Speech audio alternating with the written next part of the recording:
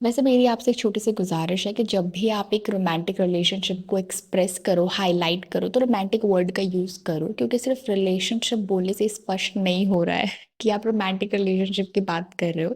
क्योंकि रिलेशनशिप तो मेरा आपसे भी है, लेकिन वो रोमांटिक तो नहीं है।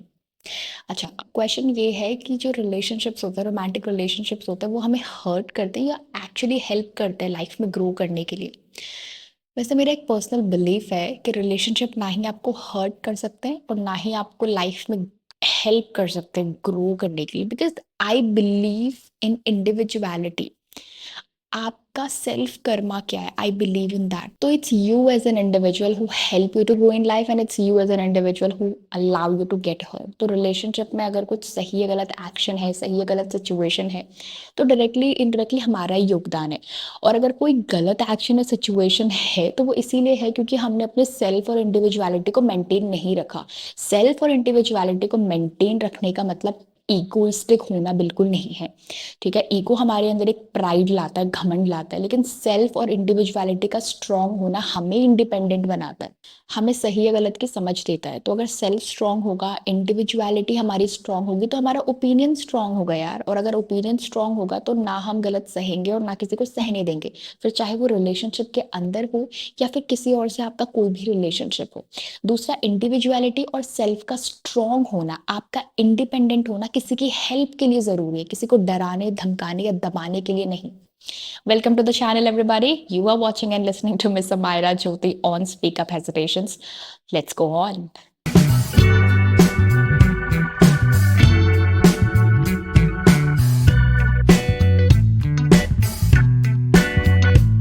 वैसे रोमांटिक रिलेशनशिप्स में सबके इंडिविजुअल एक्सपीरियंसेस अलग होते हैं। किसी का कहना है कि बहुत ज़्यादा हर्टफुल होते हैं कि उन्हें दोबारा लव और ट्रस्ट में बिलीव ही नहीं होता। किसी का कहना है कि एक्चुअली में हेल्पफुल होते हैं, कि they get the blessing of being old together.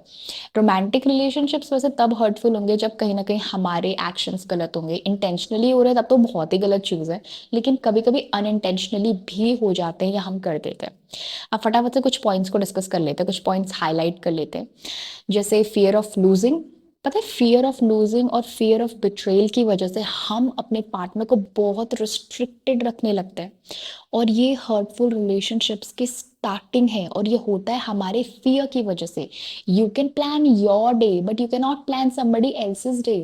Even after a marriage किसी की इंडिविजुअलिटी पे हमारा अधिकार नहीं होता है। Just because second person is your partner, that does not mean they are tied or restricted under your boundaries. जब तक उनकी लाइफ है, उनकी जिंदगी है, उनकी इंडिविजुअलिटी भी अलाइव है। Please understand that fine difference. The another is anger. आपको पता है द मेजर रीजन जिसकी वजह से रिलेशनशिप्स ब्रेक होते हैं वो एंगर ही है। एंगर की वजह से रिलेशनशिप्स में कॉन्फ्लिक्ट्स होती है, डिबेट होती है। आपको पता है कितना पावरफुल और स्ट्रॉन्ग इमोशन है। अगर कॉन्फ्लिक्ट्स और डिबेट्स होंगी तो मिसअंडरस्टैंडिंग्स 100% होंगी।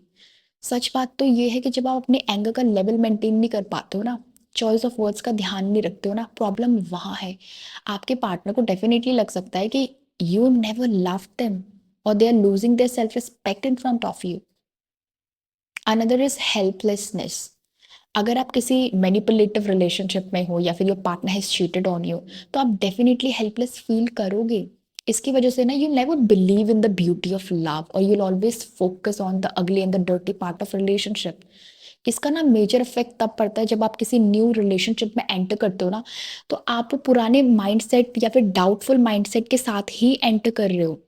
और जब माइंड में डाउट ही भरा हुआ है तो रिलेशनशिप सक्सेसफुल कैसे होगा। सवाल ये है कि करना क्या है। जवाब सिंपल सा है कि आपको डाउटफुल माइंडसेट के साथ किसी भी नई लाइफ की शुरुआत नहीं करनी है, नई रिलेशनशिप में एंटर नहीं करना है। और भी कुछ ऐसे रीजंस हैं जिसकी वजह से रिलेशनशिप हार्ट ब्रेकिंग हो सकता है, जैसे लोनलीनेस। अगर आप अपने पार्टनर से इमोशनली कनेक्टेड नहीं हो तो आप डेफिनेटली रिलेशनशिप में लोनलीनेस फील करोगे। Will feel like a wall between you and them. Next है जेलसी। अगर आप अपने पार्टनर को किसी और के साथ ज़्यादा खुश देखते हो तो डेफिनेटली वो जेलसी वाली भावना आ सकती है, पर एक्चुअली जेलसी ना बहुत नेगेटिव इमोशन है। वैसे आपको खुश होना चाहिए कि वो एक्चुअली हैप्पी है, लेकिन जब इमोशन ही नेगेटिव डेवलप हो रहा है रिलेशनशिप में, तो रिलेशनशिप पॉजिटिव कैसे हो सकता है। इसीलिए वो कहीं न कहीं नेगेटिव होता जाता है और हार्ट ब्रेकिंग होता जाता है। अब कंक्लूजन पे आता है, कंक्लूजन का रूल ये है कि कंक्लूजन हमेशा पॉजिटिव होना चाहिए।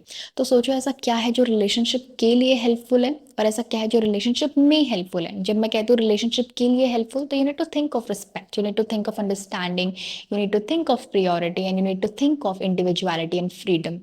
और ऐसा क्या है जो रिलेशनशिप में हेल्पफुल है, इन सारी चीज़ों को अपने एक्शंस में लाना। पता है जो वर्थफुल पार्टनर होता है, दे देमसेल्फ डिसाइड, वो खुद डिसाइड करते हैं that I shell make my partner priority, I shell give them respect, I shall be understanding. It's a self made decision, you know, that how I gonna treat my lady, how I gonna treat my man. Of course उनका response matter करता है, उनका response भी positive होना चाहिए, लेकिन अगर उनका रिस्पॉन्स नेगेटिव है तो आप अपने एक्शंस को नेगेटिव मत करो। Move on and give yourself another chance. Happy faces to you all. Thanks for watching. See you in the next video. Bye bye.